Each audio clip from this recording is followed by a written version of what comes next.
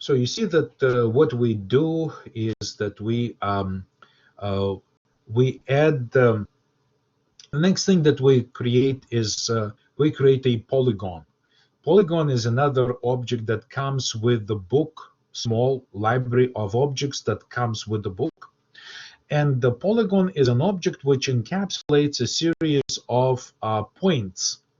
So the point, of course, is like this. So we specify the coordinates in this 2D space of coordinates. Let me just bring this back to here because it's a bit too far away. I don't need this much space here. So I can resize the window and keep it more like in view. Okay. And you can see that also the gadgets like Polygon here support colors, so you can specify the color, and you can also specify the styles of the lines or segments that you're using there. And it's very important that to remember that we attach the polygon object, which we initially declared, then we sort of like configure it, then still specify the color, and then remember that we need to attach it to the window. As soon as you attach it to the window, it will become visible because the window will receive a draw call, right? Like the one that we've specified over here, right? In this diagram. So eventually the window will get the draw call, and will be making every gadget visible. So yes, we're starting to use libraries with this. Basically, custom libraries, no longer just a standard library of C++.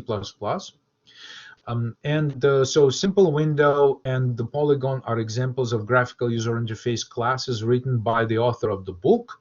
Okay, and this is the organization. This is our program. So basically everything that we do over here.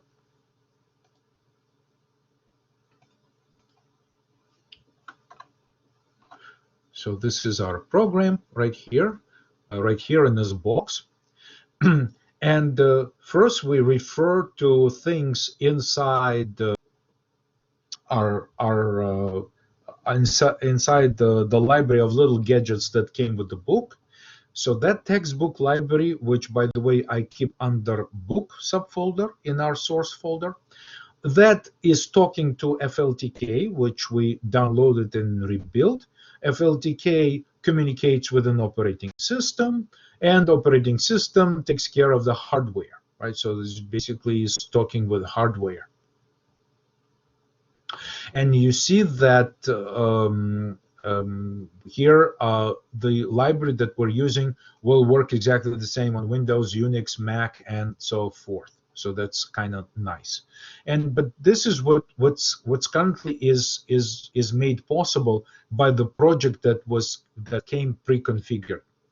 Now, if you want to create your own project, you can always go to project settings and examine. I may have somewhere a handout which specifies what type of project settings I used within this library. But in general, what you can do is just always go to display project properties, and here you'll find primarily under C++. You see that there are some external libraries specified, and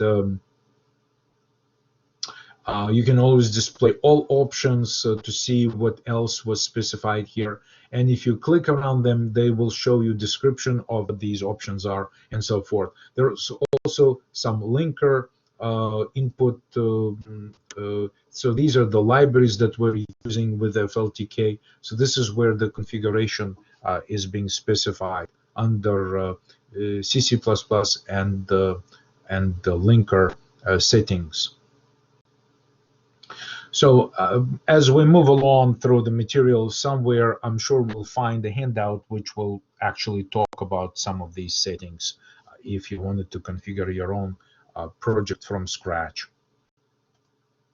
But this is what this library currently does. And we already talked about these coordinates, the x coordinate and the y coordinate.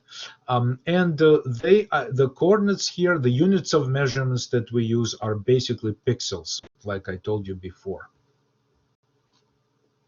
So the window can be resized. For example, the following code for main function we can try, right? So we can try to resize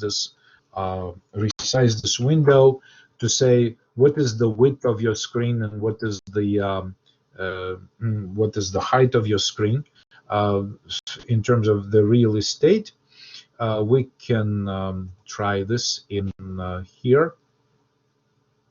I guess as soon as the window is constructed, I can do this, like try to resize it to the maximum and try build it. We'll see how this works.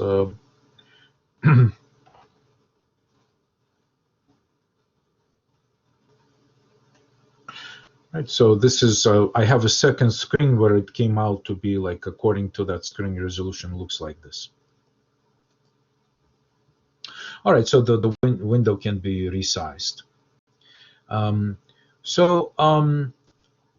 We will try to use various types of objects in our first series of the laboratory exercises in this class. And this is our second lab when we started looking at the code for graphical components. And this polygon right here that we're creating is like one of these objects. And you see that they're all deriving from the class name shape. So the shape is like a core part, the foundational part of all other gadgets that we can create. And for example, there are lines, rectangles, text objects, and among others, there are other primitives that we can choose. But all of these primitives do include the shape as a core component of it. What this diagram really represents that there are multiple classes declared somewhere inside the library.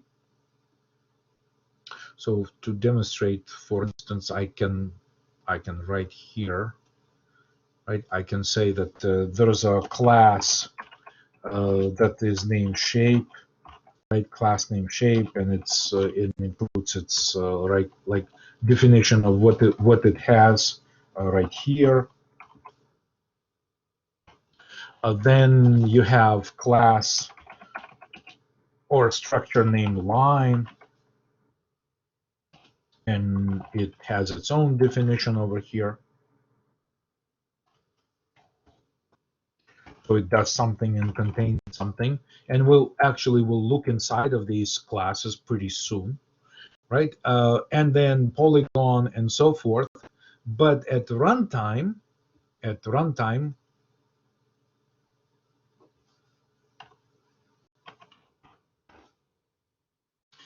when for example we construct the line object or polygon object, what happens is that they like when these objects are constructed in computer memory, and I use like 3D shape for something that is constructed inside the computer memory.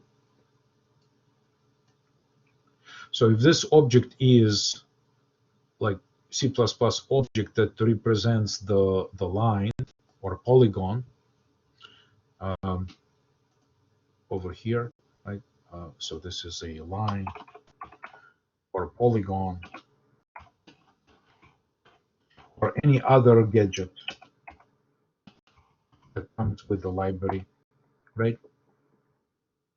The shape the shape is always contained inside of such object. So the shape is always also present inside this object and is occupying space inside inside these lines, polygons, and so forth, right? So that's the idea. Basically, um, you have this line or polygon, but because both line, polygon, lines, rectangles, and all other primitives derive themselves from the shape will be always internal of the other primitive, the one that you choose. This is what this diagram represents. And this kind of containment or this kind of organization of classes and relationship between classes is achieved through C++ class inheritance. So we'll be using features of inheritance very extensively in our coverage of graphics, and the graphics really kind of like present the different features of C++ inheritance. So to summarize here, so this is a shape, right? So shape here is this internal part of the this is the shape right here, right? This internal box. And the line polygons are obviously this sort of like the external part. So at runtime, so basically the polygon and line and other primitives are programmed using the common part, which is shape, which then they include at runtime as its internal like part of its memory, and everything else is built around it. So we will discuss class inheritance in like specific syntax and all the features here. But this is what this diagram, like, you know, when we use individual classes at design time, when we write our application, this is how they're combined at runtime when they become real objects, when we construct them in memory. They basically, you know, organize like this. So it comes with all sorts of adventures, you know, I mean, benefits and advantages for our program organization. So this will be a significant discussion in our course about class inheritance. All right, so this is what it demonstrates. There's also a window class inside the library, and simple window is a subclass or pair or like a derived class from a window. There are also helper utility classes such as color, line style, and point, which all can be combined and used internally by other classes, so that, you know, basically, for example, line can have a line style. So the line style is programmed as a separate concept, and it can be used by the line. So the line, when the line object is constructed, it can be given access to the line style, so that line style will be guiding the graphics library on how to display the line with respect to whether it's a solid line or punctured line or line with specific color, if that is used as well. So this is a nice set of classes which we will be looking at internally, trying to analyze. This will be a significant portion of our lab exercises. And once we do this, hopefully you will find time to go back to the textbook and read the related chapters and basically you know, see how things are put together and why. So the book obviously does to a great extent explaining why all of this is organized in certain way or in this way.